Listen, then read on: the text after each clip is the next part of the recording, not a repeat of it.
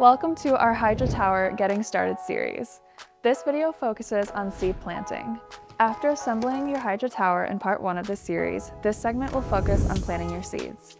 Growing is very easy with the Hydra Tower, and our one-step planting process takes you from seed to harvest in no time. Alright, before you get started, make sure your hands are washed. We're going to walk through this together from sponge to sprout. Meet the plant cones.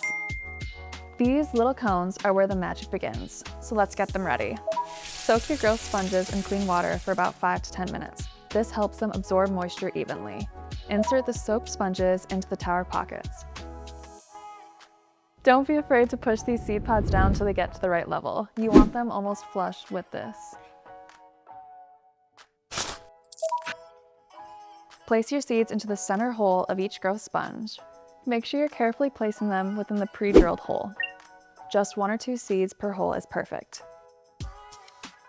If you haven't already positioned the tower in the location you'll want to grow, you'll want to do this before adding in water. The tower can be used both indoors or outdoors. I really like putting this on a regular 12 by 12 plant dolly, just in case I want to move it around or spin it while harvesting. Add 7 gallons of fresh water to the base bucket. Set your pump timer for the germination stage, 1 minute on, 25 minutes off. In the very beginning, your watering cycle should stay minimal. We don't want mold or rot, just a gentle, consistent level of moisture to help the seeds wake up and start germinating. The plant isn't using moisture at this point.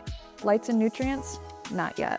When seeds are germinating, they don't want bright lights or nutrients. All they need is fresh water and a calm, moist environment.